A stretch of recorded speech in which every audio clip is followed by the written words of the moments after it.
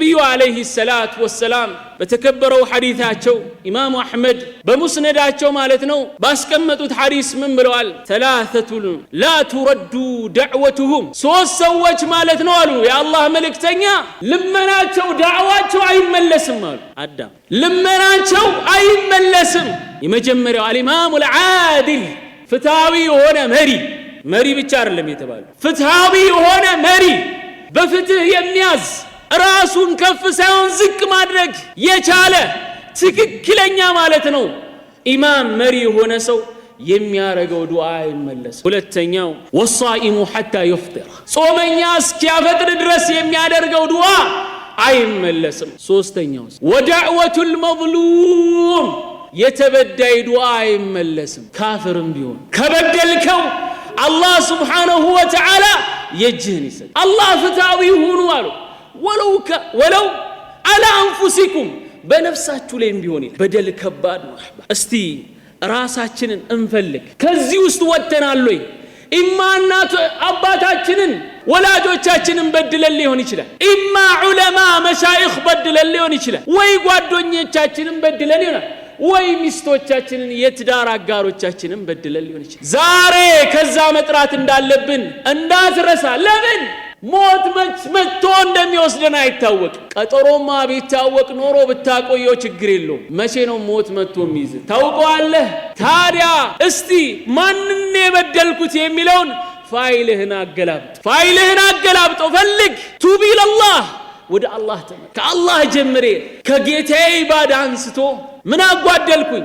የጓደኞቼን፣ የወላጆቼን፣ የዑለማዬ መሻይኽ ፈልግ። ያ ቀን ከባዱ ቀን ከመምጣቱ በፊት ቀብለ የውም ልቅያማ ነቢዩ ዓለይሂ ሰላቱ ወሰላም በተከበሩ ሐዲሳቸው ቡኻሪ በዘገቡት ምን አሉ? መን ካነት ለሁ መዝለመቱን ሊአሐድን ሚን ዕርዲሂ አው ሸይእን ፈለየተሐለልሁ ሚንሁ ልየውም ቀብለ አላ የኩነ ዲናሩን ወላ ድርሃም። የአላህ መልእክተኛ ምን አሉ? አንዳች ሰው አሉ በደል ያለበት የበደለ እንደሆነ አለ አንዳችን ሰው ነክቶ በምን ኢማ በክብሩ ላይ ሊሆን ይችላል፣ ወይ አንዳች ነገር ወስዶበት ሊሆን ይችላል። ዛሬ ከዛ በደል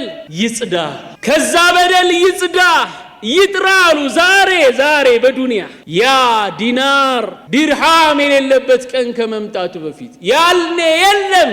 እስቲ የበደለኝን ሰው ልመልስለት ገንዘቡን ብትል አታገኝ። በገንዘብ ይቀየርልኝና እንዲህ ላድርግ ብትል የለም፣ ልመልስለት የለም። እንኳን አይደለም በዱንያ እንኳን አስቸጋሪ ሰው ልጅ ያለ ማስተዋል ተሞልተህ በምላስ ብትነካው ወላሂ የምላስ ወለምታ በቅቤ አይታሽም። አይማ ሚዲያ ላይ ወጥቶ ሊሆን ይችላል፣ ሶሻል ሚዲያ ላይ ወይማ በተለያየ ነገር ወጥቶ ይሆናል፣ ወይ ሰዎች ዘንድ ደርሶ ይሆናል። ያችን ነገር ምን ላድርጋት ካፍ ቆጣ በኋላ ምን ታረጋው?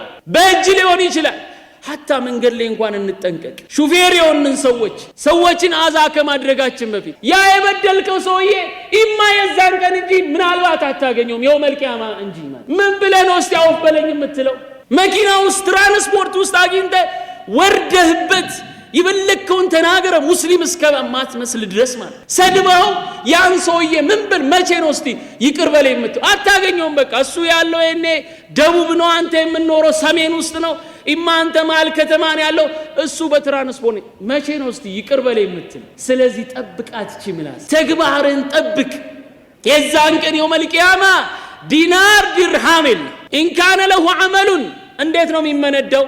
ኢንካነ ለሁ ዐመሉን ሳሊሕ መልካም ስራ ካለው ኡኺዘ ሚንሁ ቢቀድሪ መዝለመቲ በበደለው ያክል ይያዛል። እሱም እኮ ሐሰና ካለ እስቲ እናንተ ምንም የሆነ ሐሰና ኖሮ ነው የሚወሰድብን? እቺኑ በቃ እንደምንም ብለን የሰገድናት ሰላት ነገት ከተወሰደችብን የት ልትሄድ ነው? እቺኑ የሰራትን እንደምንም ጥረ ግሬ የሰራት ሰውን በድልሃል። በመበደል ምክንያት ያንተ ሐሰና ይወሰድና ለሱ ይሰጣል። እና ላንተ የበደልከው አጸፋ የሰራው መልካም ስራ ሲሰጥ ሊፉላን هذا ተብሎ ተከፋፈለ። ከዛስ ወኢን ለም ተኩን ለሁ ሐሰናት ከሌለው መልካም ስራ ከሌለው أخذ من سيئات صاحبه ከወንጀል መቼስ የጠራ የለም። የዛ የበደለው ሰውዬ መጥፎ ስራን ሁሉም ያው ሐሰና የሆነ ነገር ይዞ መሄድ መቻል አለበት። ያንተ አለቀ ሐሰና እሱ መጥፎ ተግባር አለው ይወሰድና የሱ መጥፎ ተግባሩ ማለት ነው ስለበደልከው እንካ ይባል ከሱ ተነስቶ ላንተ ይሰጥ